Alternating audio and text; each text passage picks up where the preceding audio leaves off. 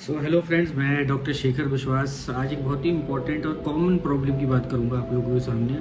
हम सब अपने बच्चों को फीवर में पैरासीटामोल देते हैं, लेकिन पैरासीटामोल देते वक्त भी हमें एक बहुत इंपॉर्टेंट बात का ध्यान रखना है कि मार्केट में किस तरह की प्रिपरेशन अवेलेबल है। एक पैरासीटामोल का ड्रॉप होता है जिसमें कि 1 ml में 100 mg है। एक ये कॉमन सिरप आता है जिसमें कि 5 ml में 125 mg है।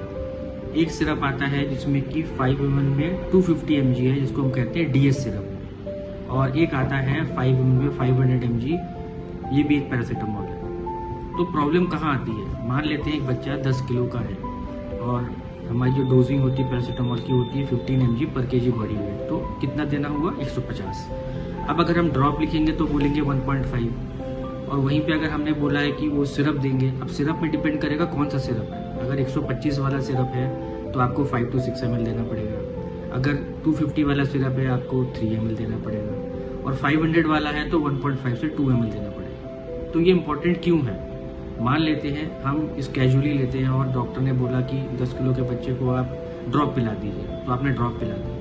आपको लगता है सिरप भी ड्रॉप है। आपने अगर किसी नॉर्मल जो लेवल है आपका पैरासीटामोल जिसमें कि 5 ml 125 mg है, उसको आपने 1.5 पिलाया तो वो अंडर डोजिंग हो जाएगी। वेरएज कभी कभी कन्फ्यूजन ये हो जाता है कि हमने बोला है कि आपको 5 ml सिरप पिलाना है जो कि 125 mg वाला है 10 किलो के बच्चे को, और आपने ड्रॉप पिला दिया। तो ड्रॉप से अगर आप 5 ml दे देंगे तो 500 mg डोज चला जाएगा, तो वो ओवर डोजिंग हो जाएगी।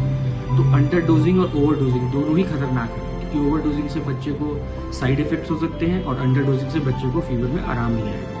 इसीलिए इम्पोर्टेंट है जब भी आप पैरासीटामोल दें तो उसकी डोजिंग डॉक्टर से अच्छे से समझें, और मार्केट से जब लेने जाएं तो ड्रॉप, सिरप, DS या 500 में डिफरेंस को समझें। Thank you.